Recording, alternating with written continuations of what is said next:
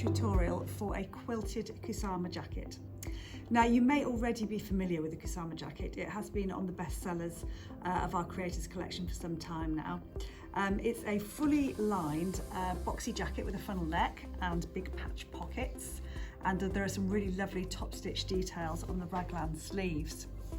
Now, in this tutorial we are focusing more on the quilting side and some of the differences that it makes to the original instructions.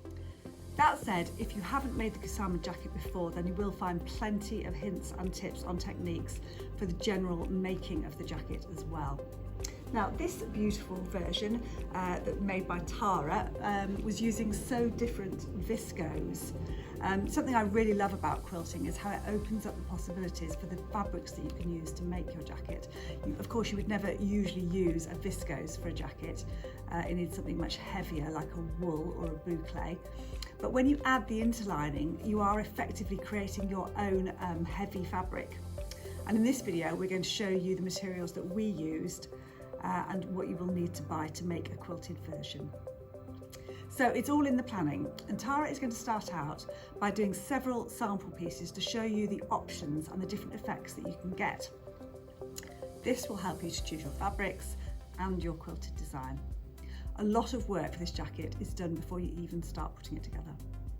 Now, we've split the video into 8 sections: planning, cutting, quilting, sleeves and top stitching, attaching the collar, adding the pockets, putting the lining together, and the finishing.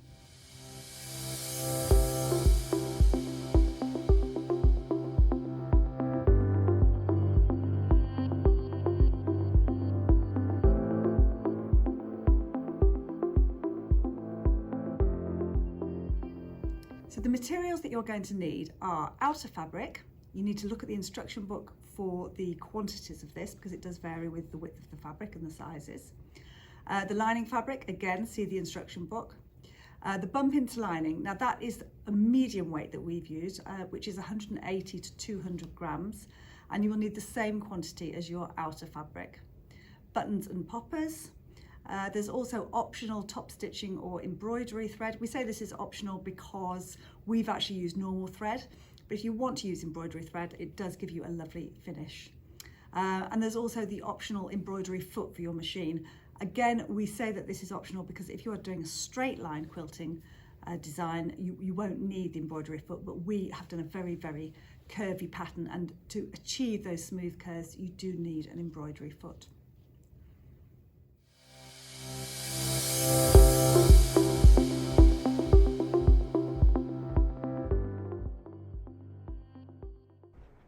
So I'm just experimenting here with a few little different techniques. So this is using the regular sewing machine foot. I'm finding that sewing with this foot around curved shapes is proving quite difficult. There's quite a lot of stop and start that I'm having to do, thinking that it might be easier with a circular embroidery foot. When you're getting ready to sew with the machine embroidery foot, there are a few settings that you need to pop your machine to. So you're going to remain on a straight stitch, which on our machine is stitch A, and then you're going to take your stitch length to 0 and your stitch width to 0. Another very important thing to do is to drop the feeds on the machine. So on our machine, it's just underneath here. So there's little zigzag lines there, and then all that we do is pull our lever across and up, and that drops the feeds down, as you can see there. That makes it much easier for the fabric to glide over the plate and to get that whole free motion feel going. This is definitely easier using a circular foot. Going round circles, it makes complete sense. The slower that you go, the smaller the stitches are as well, which looks really nice. You can get a lot more smooth lines using this foot as well. It takes a bit of getting used to, but I really like the effect that it gives, that real sketchy look. The thing to remember is that the needle is almost like your pencil and you're drawing on your fabric. So your pencil is staying still and you're moving your paper or your fabric, if you like, in order to draw. I think it looks great in a contrast stitch colour as well.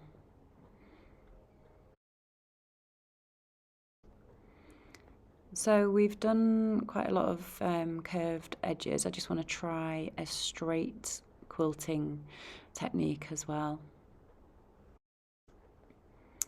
So yeah, placing the fabric over the top of the bump and having drawn the lines on, pinning in between the lines just to see the effect that it would give. It's quite a uniform look. It's up to you whether you follow the pattern of the fabric or go for this sort of quite more traditional quilting effect. Again, start from the middle and work your way out, so that you're not going to get any puckers either side.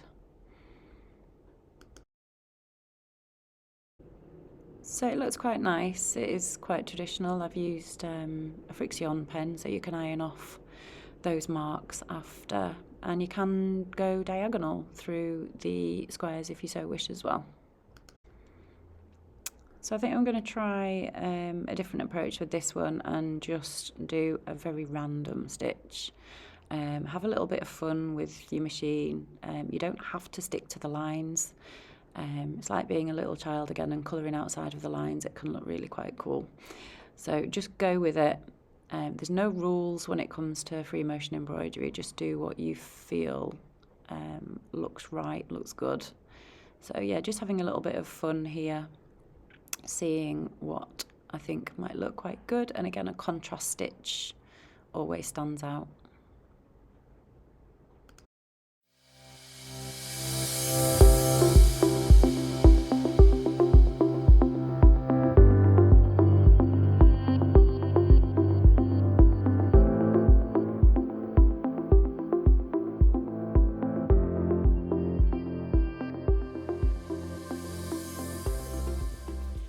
Let's talk a little bit of pattern matching techniques. So the pattern states that this pattern piece, so the pattern back, is to be cut on folded fabric. That's true for most fabrics, but when it comes to a viscose particularly, you see how much it moves, and also a viscose with a bold print on it, it's better to take your time and to cut your fabric out on a single fold. So there's a little method for this. So to find your center point, so this is going to be the center point of your jacket back, I like to position my pattern piece down the center. So for this, it's got some really good guide lines down these center circles. That means that you're going to have a full circle going down the spine, if you like, which would look really, really good. And then you also have horizontal lines. Now you can line that up to the horizontal line as well. So I might recommend that you chalk around this. You can either pin it and cut it, or you can chalk around it. But the important thing is that you don't cut down this line here. And to ensure that we get the line straight when we flip the pattern over, we're going to pop some pins down this center line here. So that's the pins down the center back there. So that's going to be the guide for when we flip the pattern over to cut the other side. So you would simply just flip your pattern like so, line it up against those pins there. I also put a little marker at the bottom for where the hem needs to sit as well. And then you're ready to cut out the other side of the pattern. You'll have one full piece. So that's just a little tip of how to get your back piece cut out symmetrically.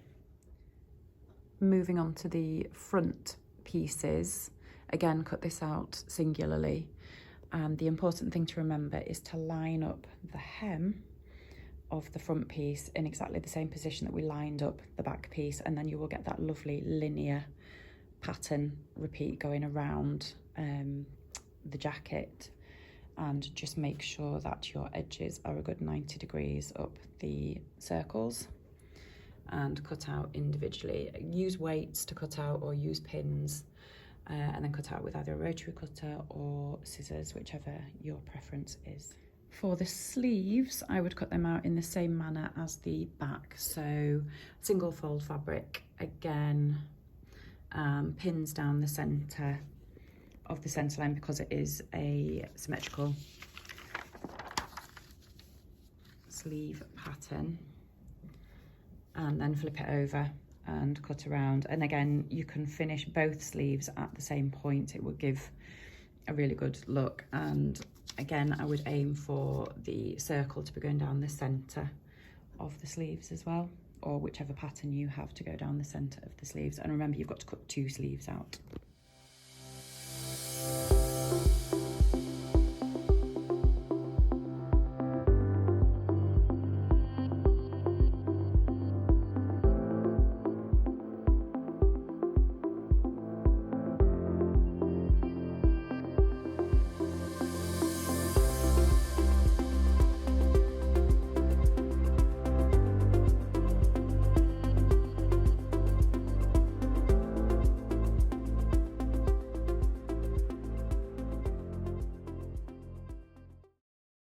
Now that I have all the pieces cut out and pinned onto the bump interlining, I'll be ready to start stitching fairly soon. So I have left, you'll see I've left a little margin around the edge of each of the pieces. Now that just gives a little bit of play when it comes to stitching near the edge of the fabric, so it just gives you a little bit more wiggle room, if you like. I would advise that you start stitching from the centre of each piece, but also I would start stitching, if you've not had much practice, on the back of the garment. The first thing that anyone's going to see is the front of the garment, so the pockets and the front pieces. Start stitching on the back, and you'll find that you'll get better as you go along.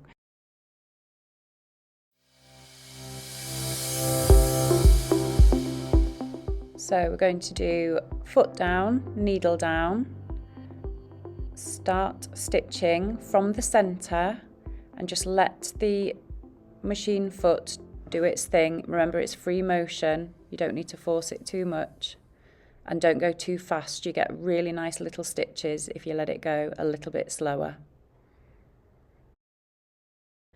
We're going to go around a couple of times, not over the top of the original stitch, just slightly away from it. That way we get a nice sketchy kind of line, and just remove any pins as you go around. It's starting to look really lovely now. We're getting that nice little puffy look, little sketchy lines going around the edges, down the centre, and we're nearly finished the first circle.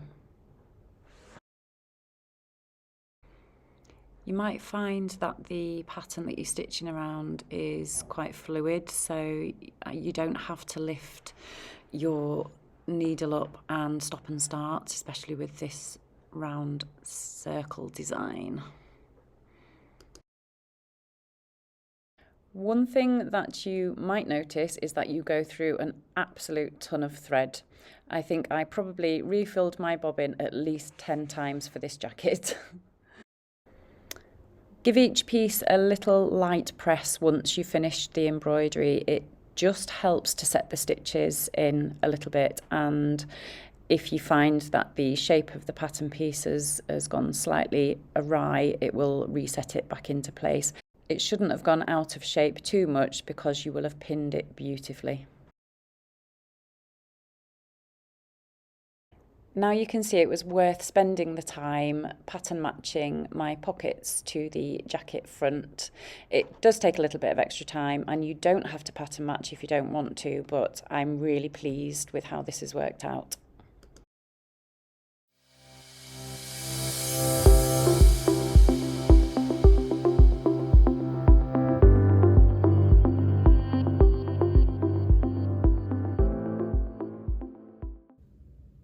We're once you've finished with the embroidery foot, and just pop the regular foot back on and then adjust your setting. So you're on straight stitch A as before, and then you'll be turning your stitch length round to whatever you normally stitch with. For me it's a 2.5, and the stitch width to 5 for me. And the important thing to remember is to lift your feeds again, so you're just flipping that switch back up again. Now it will activate itself as soon as the hear it click there, as soon as the needle goes down. So that's it all activated and ready for straight stitching.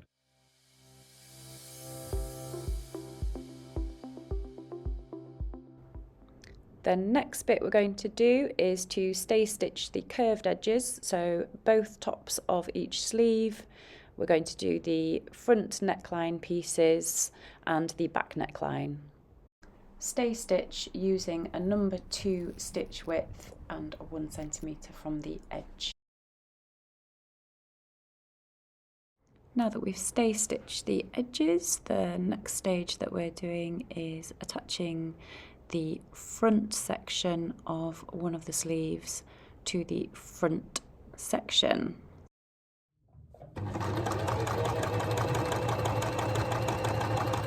So now we have the sleeves attached to the back. We're going to press open these seams here, and then we're going to top stitch down either side of the seams, of the seam, like that.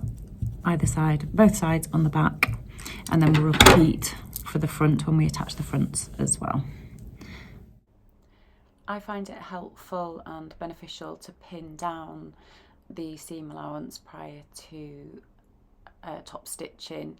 That way you ensure that you're catching all the layers underneath and you're not going to get any wrapping over of the seams underneath, and you get a nice flush finish.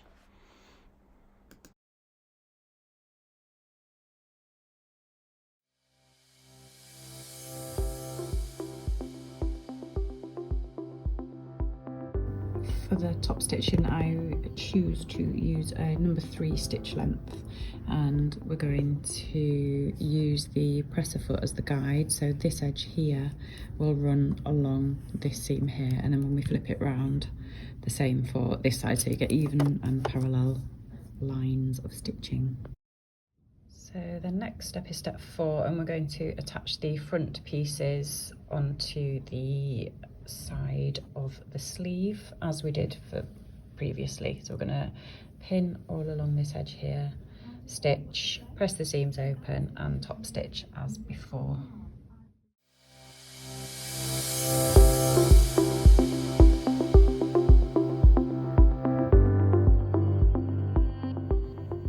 So now we have all of the pieces joined together and top stitched at the sleeve areas. The next thing to do is to attach the collar. Now, because we have a curved neckline, but we have essentially a straight collar, something I like to do is on the seam line, on the edge, on the notched edge where you're going to be attaching to the main jacket, you do a temporary row of stitches 1.5 centimeters from the edge, just like a basting stitch, and then snip into that edge up to the stitch line. You'll create a curve, which makes it easier then to attach the collar to the neckline. So I've stitched a basting stitch. I've done it in a contrast stitch. That's 1.5 centimeters, which is the seam allowance from the edge. So you've got your 4 notches in there already, and all I'm going to do is just snip up to that stitch line, making sure I don't stitch through it, and do that all the way across this top edge. I'm lining up the outer edge of the collar with the outer edge of the neckline, and you can see because I've snipped into the collar, it allows the collar edge to expand a little, which then fits the neckline. So I started pinning at each corner, at each end, and then pin in the middle, and then work your way out into the centre, and it should sit nice and flush. It's just a little thing that I do to help it sit nice and smooth. So you're putting lots of pins in, and you're putting them towards the jacket itself, not horizontally. You're putting them in vertically, and then you can get that nice smooth curve. So when you're stitching, you'll be following that original basting stitch line that you did and that you snipped up to.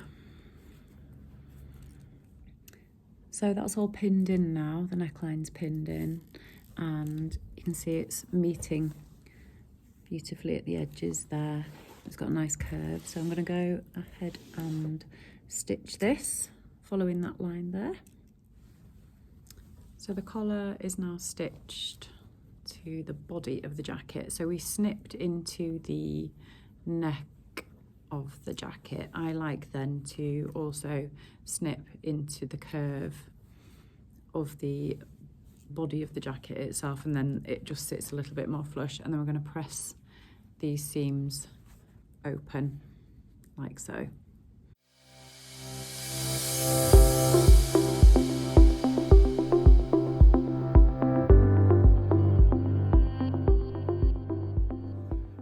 So now we have all the pieces assembled and pressed out, so that's the collar pressed in. We're going to sew the side seams. So you're going to take the sleeve, fold it into two, creating a jacket shape there. So you can see that all those edges line up beautifully. You're going to pin all the way along from the cuff up to the arm. Hold there, and then down to the hem. You do that on both sides, so that's your front opening there. Now that that is stitched, so from the cuff down to the hem, because we've pivoted this corner here, it gives quite a sharp right angle, so we just need to trim into there, and then that will release that underarm section. It's important that you do this. You can snip a few little snips in there, but the most important one is the one right at the 45-degree angle there, so cutting into there.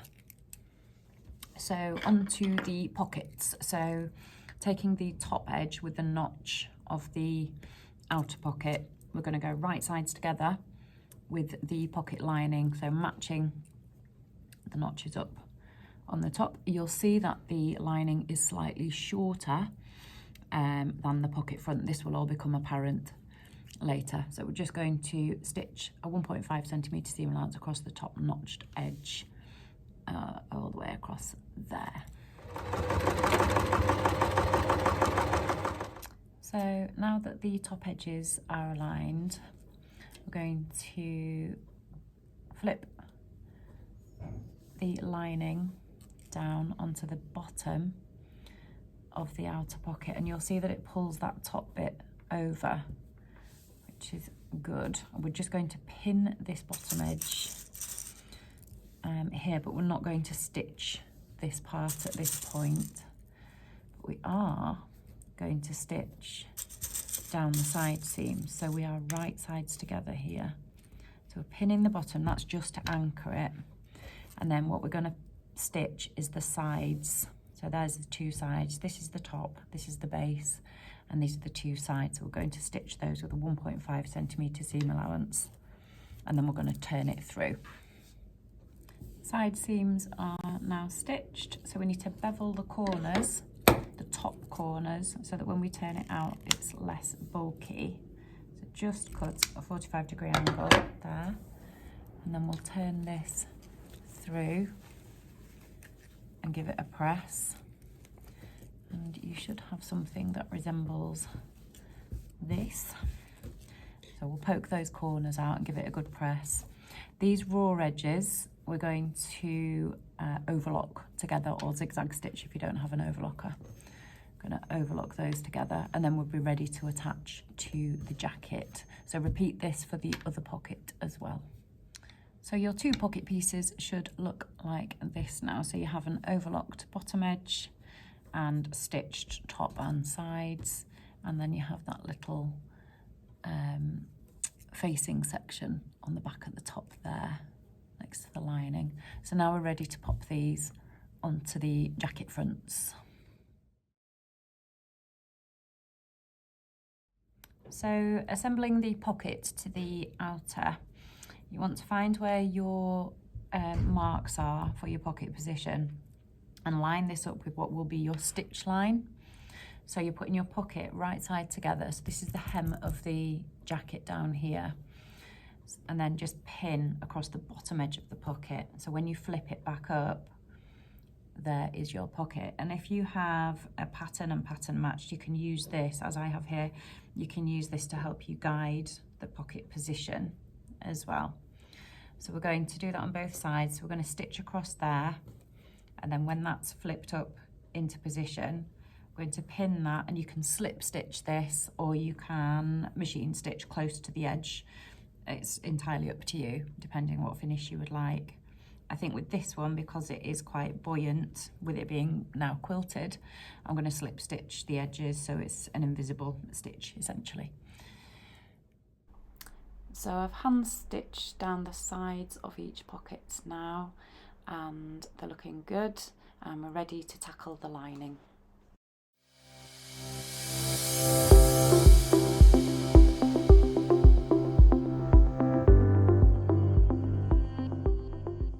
So now that the outer of the jacket is almost complete, we need to concentrate on the lining. So we're going to take the back facing here and the two front facings. I'm going to line them up at the shoulder seams, across here and across here.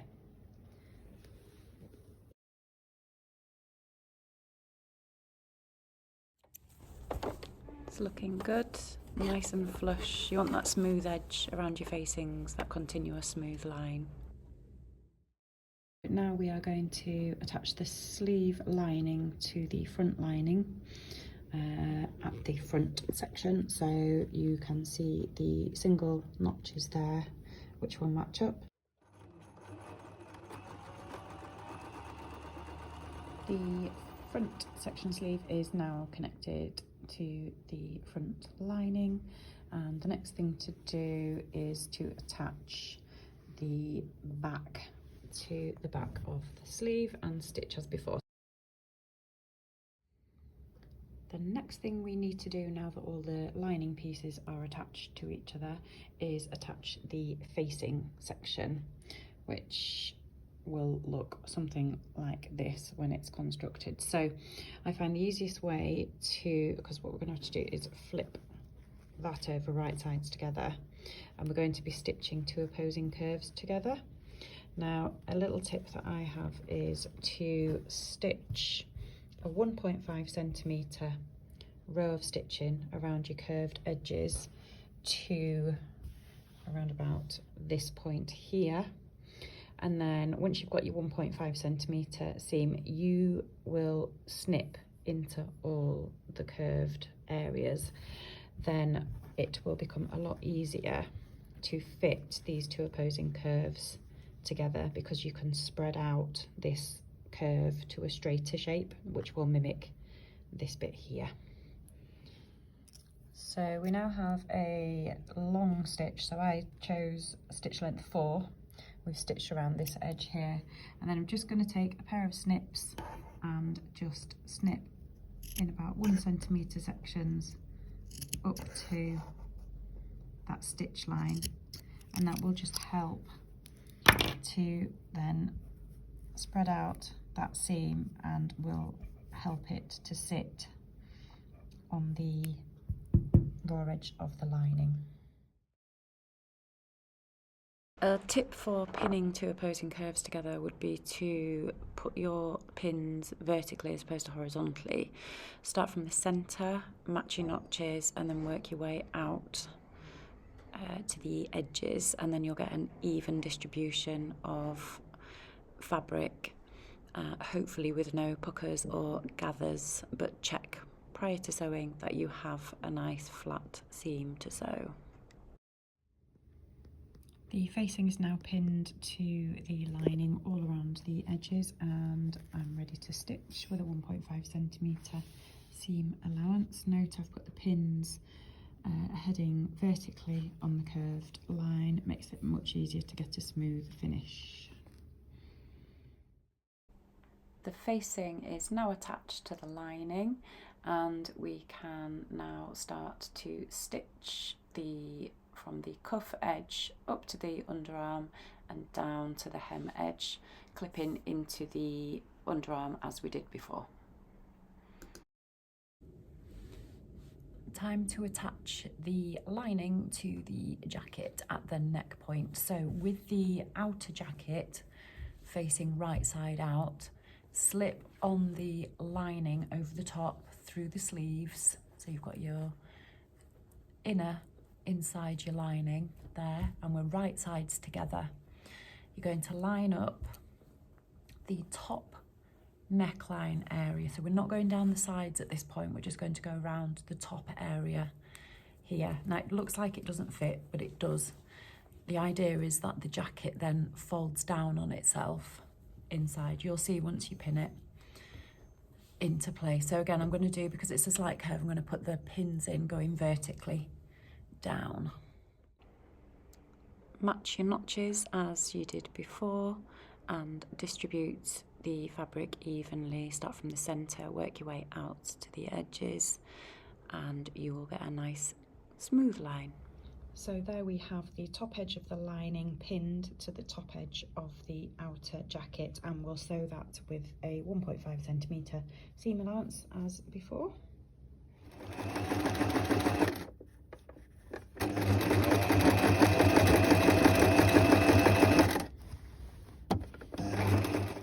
The necklines are now stitched, so with right sides together, we're just going to fold the collar down halfway, so you've got your two seams meeting either side there, and we're going to stitch from the top, lining up the notches down the side all the way down to the end there. We're going to stop 1.5 centimeters before we get to the bottom end there, and that will aid us to turn up the lining at the end when we attach it to the main.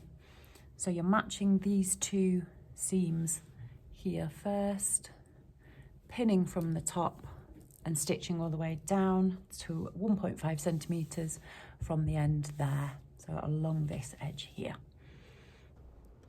Just remember to stop 1.5 centimeters from this bottom edge.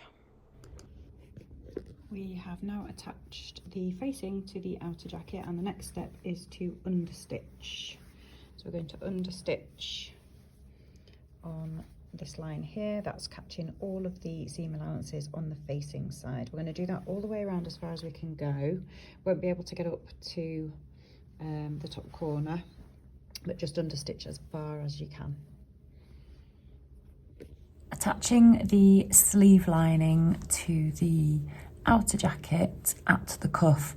Now this can often seem a little bit daunting, but if we approach it logically, it should be a little bit easier to follow. So if you pop your sleeve lining inside your outer sleeve, what we want to have is the underarm seams in alignment with each other. So check that your lining seam is running along the same seam as the outer jacket and that it's not twisted anywhere. Bring your two raw edges together like so, and what we want to do, we want to turn the lining over to the wrong side by your seam allowance, and the same with the jacket outer. So the finished effect will be something like that.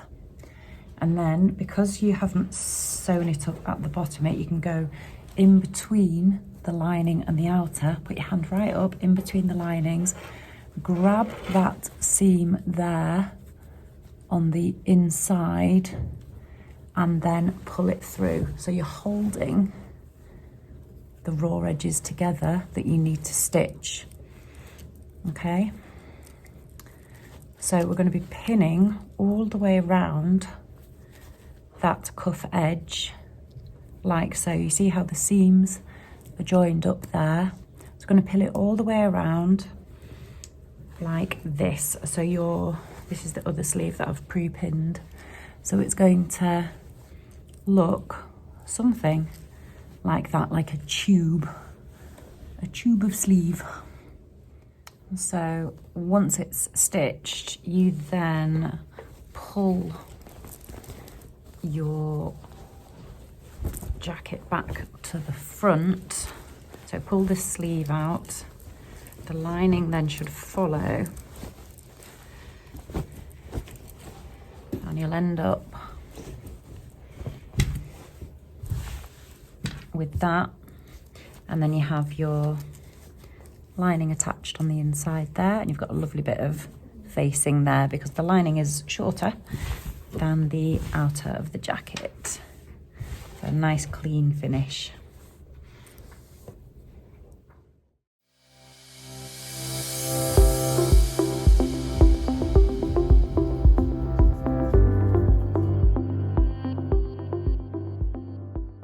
Creating the hem of the jacket, so turning the jacket inside out, so you've got right sides together, so you've separated the lining out from the outer, right sides together. You're going to bring the bottom edge of the outer jacket to the bottom edge of the lining. So remember, you left a 1.5 centimetre gap at the bottom of that facing. That will then align with that corner, and you can then pin all the way around, matching the side seams. Pin all the way along the bottom edge. It's going to create a deep turn up at the bottom of the jacket.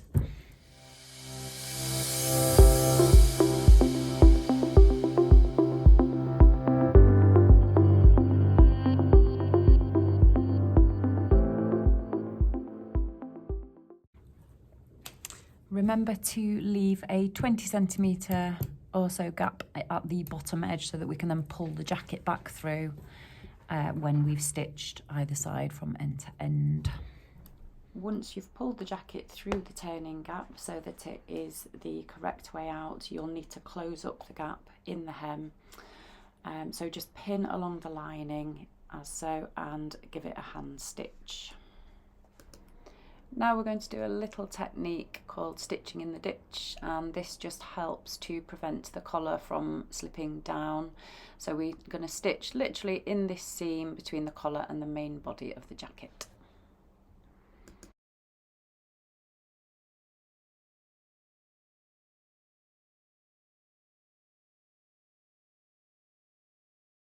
So I am at the stage of marking on where the buttons go. So you can follow the guide on the pattern, or you can position them wherever you want. I've positioned mine 3 centimetres in from the edge. So this is for the button, 3 centimetres down from the top. And then I've left a gap of 13 centimetres to the next one. Again, 3 centimetres from the edge. And then another gap of 13 centimetres for the third one. And 3 centimetres from the edge. And then if you mark your buttonholes parallel to where the buttons are, so I'm going to start my buttonhole 1.5 from the edge, so it'll be going from there across to there, and that should hold quite nicely as a button. Same with that one there, 1.5 from the edge, and same with that one there, and they're sitting across from each other, so they should sit quite nicely once on. A nice tip for slicing your buttonholes that I tend to use quite a lot is to just pop a pin either end of the buttonhole before placing in your seam ripper. This just prevents you from slicing right through the fabric of the jacket that you've just lovingly made. So just pop it in, and then when you get to that pin you can't slice it any further. It's a real good tip that I picked up along the way. So we're just going to do all of these buttonholes along here, and then we should be ready to check that the buttons fit. And here we have our final jacket. I think you'll agree it looks really fabulous. It's worth taking all that time to do the pattern matching and the embroidery. It just elevates that fabric a little bit more. I wear mine all the time. It's super snuggly and warm, and I absolutely love it, and I think you will too.